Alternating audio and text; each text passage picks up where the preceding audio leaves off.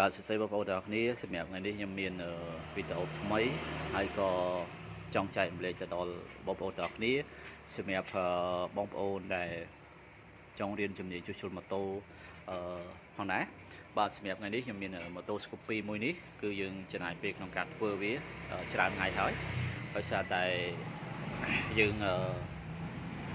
ធ្វើទៅវាមានបញ្ហាមួយចំនួនពាក់ព័ន្ធជាមួយនឹងការដែលជិះទៅអត់បូមប្រេងម៉ាស៊ីនបាទអត់បូមប្រេងម៉ាស៊ីនហើយធ្វើឲ្យម៉ូតូនេះរត់ក្តៅ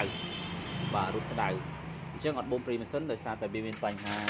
ផ្លិតបូមនេះឯងបាទផ្លិតបូមនេះបាទនេះផ្លិតបូមនេះនៅកន្លែងនេះបាទនេះខាងក្នុងនេះឯងអញ្ចឹងផ្លិតបូមនេះយើងបានដូរវាចេញហើយបាទយើងបានដូរវាចេញឥឡូវប្រេងម៉ាស៊ីនយើងចាប់ផ្ដើមតេស្តមើលគឺម៉ូតូនេះបូមប្រេងម៉ាស៊ីននៅឡើងវិញប៉ុន្តែអ្វីដែលយើងចង់បង្ហាញទៅកាន់បងជាងឬក៏បងប្អូនជាងបាទបន្ថែមទៀតពាក់ព័ន្ធជាមួយនឹងការសេរីពងវា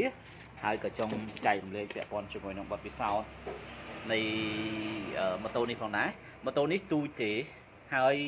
ការប្រើប្រាស់របស់វាប្រៀបដូចជាម៉ូតូធំដែរពីព្រោះវាប្រើធុងទឹកបាទអញ្ចឹងនៅពេលដែលយើងធ្វើម៉ាស៊ីនហើយធ្វើយេនធ្វើសមីអីហើយវាស្តុងអីហើយទឹកផ្លិតទឹកអត់បូមទឹកក៏វាមានបញ្ហាដែរជីក្តៅឆាប់រលត់បាទជីក្តៅឆាប់រលត់វាធ្វើឲ្យម៉ូតូយើងភ្ញៀវយកទៅប្រើអត់បានយូរគាត់នឹងមកជួបយើងទៀតហ្នឹងនៅពេលដែលយើងមកជួបយើងត្រូវតែដោះស្រាយជូនទៅកាន់គាត់វិញបាទពាក់ព័ន្ធជាមួយនឹងប៊ីស្តង់របស់វាជាមួយនឹងសេមីជាប់ជាមួយនឹងតួម៉ាស៊ីនតែម្ដងហើយប៊ីស្តង់ជាមួយនឹងសាច់សេមីគឺវាស្មើតែម្ដងវាអត់មានផតចុះទៅខាងក្រោមខ្លាំងទេគឺវាស្មើតែម្ដងទេវាស្មើតែម្ដងអញ្ចឹងវាអត់ផតទេអញ្ចឹងនៅពេលដែលយើងចាប់ផ្ដើមសេរីពងបើសិនជាយើងសេរីខុសមួយកម្មវាធ្វើឲ្យម៉ូតូយើងធាក់ទៅគឺវាច្បាប់តែម្ដងតែពេលដែលវាច្បាប់តើវាមានរឿងអីកើតឡើងគឺវាលេងមានកង់ប្រឆុងហើយលេងមានកង់ប្រឆុងហើយអញ្ចឹងទើបថ្ងៃនេះខ្ញុំចំណាយពេលក្នុងការដែលធ្វើបទបង្ហាញពាក់ព័ន្ធជាមួយនឹងការសេរីពងម៉ូតូនេះតែម្ដងនេះគឺជាអ្វីដែលពួកយើងបានទទួលគឺច្បាប់មួយនេះគឺយើងបានសេរីពងខុសហើយវាបុកវាច្បាប់តែម្ដងបាទបុកវាច្បាប់នៅពេលបុកវាច្បាប់យើងចាក់សាំងចូលទៅគឺវាចេញប្រេងតែម្ដងបាទចេញប្រេងឃើញទេវាអត់ចិត្តវាលេងមានកង់ប្រឆុងទៀតហើយវាលេងមានកង់ប្រឆុងទៀតហើយបាទឥឡូវនេះការដែលសេរីពងម៉ូតូនេះគឺវាមានក្នុងការដែលយើងត្រូវតាមដានមើលបាទយើងមើលឃើញអក្សរ T បាទនេះប្រភេទអក្សរ T នៅខាងក្នុងនេះឯងនេះបាទនេះអញ្ចឹងអក្សរ T ជាអក្សរ T នេះវាត្រូវជាមួយនឹងគំនូសមួយនេះបាទគំនូសមួយនេះបាទនេះគំនូសមួយហ្នឹងអញ្ចឹងវាត្រូវជាអូជាមួយនឹងអក្សរ T ហ្នឹងទើបប៊ីស្តង់ឡើងដល់កម្រិតលើអស់ប៊ីស្តង់ឡើងដល់កម្រិតលើអស់នៅពេលដែលយើងចាប់ផ្ដើមចាប់លកាមយើងចាប់ផ្ដើមចាប់លកាមជាមួយនឹងមញងខាងមុខយើងត្រូវយកគំនូសនេះគំនូសមញងលកាមនេះចូលវែងហ្នឹងត្រូវជាមួយនឹងគំនូសសន្ទះដៃក្បាលកន្លះនេះតែម្ដងបាទនេះសន្ទះដៃក្បាលកន្លះនេះតែម្ដងបាទឲ្យវាស្មើគ្នាបាទឲ្យវាស្មើគ្នាឃើញទេគំនូសក្បាលកន្លះនិងគំនូសប្រទះដៃហ្នឹងគឺស្មើគ្នាអញ្ចឹងនៅពេលដែលយើងចាប់ផ្ដើមគំនូសក្បាលកន្លះនឹងស្មើគ្នាយើងចាប់ផ្ដើមអាចនឹងតម្លាក់ខ្ចៅសកត់លកាមនេះចូលទៅក្នុងបានបាទហើយយើងមើលវាភាសាទៀតតើវាត្រូវអត់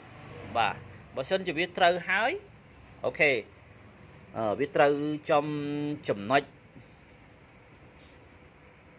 នេះហើយនឹងចំណុចខាងក្នុងនេះហើយមានន័យថាយើងអាចចាប់ខ្ចៅមុខនេះបានចាប់ខ្ចៅមុខនេះបានយើងមើលវាទៀតតើវាត្រូវអត់បើសិនជាវាត្រូវប្រឆិតឬក៏វាខុសមកកម្មទេយើងអត់អាចយកជាផ្លូវការបានទេបាទយើងអត់អាចយកផ្លូវការបានទេអញ្ចឹងយើងចាប់ផ្ដើមត្រូវទាំងមុខទាំងក្រោយហើយទើបថាលកម្មនេះយើងសេរី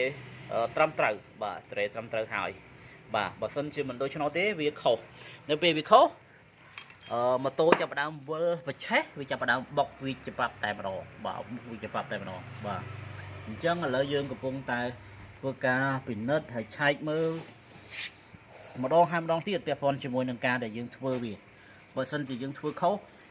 វាធ្វើឲ្យយើងខាតពេលវេលាហើយនឹងយូរការផងដែរ បាទអរគុណច្រើននេះគឺជាបទពិសោធន៍តិចតួចដែលយើងទទួលបានអំពីការដែលយើងធ្វើបរាជ័យហើយយើងធ្វើឲ្យបានត្រូវតាមរបៀប